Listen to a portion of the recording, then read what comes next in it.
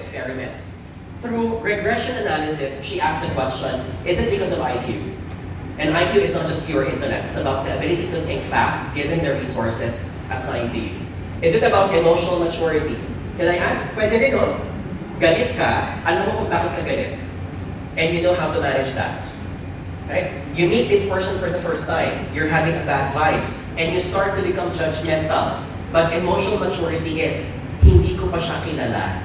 So when I feel bad things about him, it's about me projecting my insecurities perhaps. And this person's not doing anything bad to me. Can I add again good looks? Pwede, diba? Yes?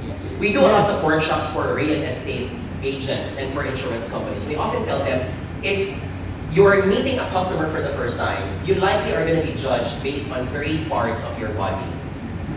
Can you make a guess what those parts of the bodies are? Kapag tinignan nila, they start to judge the rest of your life.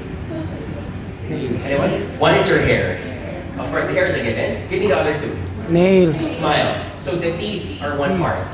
Teeth. Right? I am not asking you to have the best, shiny, pearly white smile. I'm asking you to make sure pag kinakausap mo siya, walang malunggay na nakadikit dyan. At kapag nag-meeting tayo ng hapunan, hindi ko mahuhulaan na ang iyong almusal ay longganisa. Bad Filipinos are very notorious for this. We have such a very sharp sense of smell. You know, Filipinos, our concept is kapag mabaho, turn off agad. And so part of our presentability is part of that. So you have your hair, you have your teeth. What's the third one? Nails. That's right. It's your fingernails. And now we can start looking at our fingernails to make sure that they are in best shape. Now, fingernails obviously reflect your hygiene, but it's more than that. Fingernails reflect your attention to details. Fingernails reflect your ability to organize your life. Kung yung kuko mo nga, hindi mo pa maayos-ayos, paano pa kaya ang lesson plan? Kung ang kuko mo ang dumi-dumi, paano pa kaya lahat ng test papers? Eh, gabundok yan. You can't organize your life. And so it says something about yourself as well. So presentability is important. You don't need to be the most good-looking person, but it showcases who you are and how you take good care of yourself. She also looked at fitness. She also looked at wealth. She also looked at the following items. So when she considered the following variables, she experimented. 1, she went to the National Spelling Bee Competition of the United States, predicting which students who joined the competition are going to proceed to the semi-final round based on their training approach.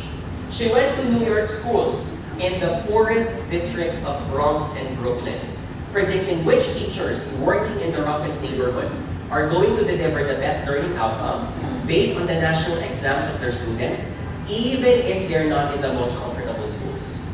3rd, she went to the West Point Military Academy, our version of the PMA, predicting which students during July and August, that's their summer time, how many of them are going to drop out because to succeed after they graduate are the students who what she calls possess grit. And here's the sad part. You cannot just buy grit at the nearest 7-Eleven store. This is imparted both by the parent and by the teacher. What is grit? It's the combination of passion and perseverance for very long-term goal. Grit for me is like being able to answer the Nescafe commercial. Para saan or kanino ka bumabangon tuwing umaga. That no matter how many times you fall, you do not see failure as an opposite of success. You tell to yourself, I need to fail 2 times, 3 times, 4 times, because in every failure, I learned something new. Learning, remember, are 2 categories, active learning and passive learning. Active learning, you go to school.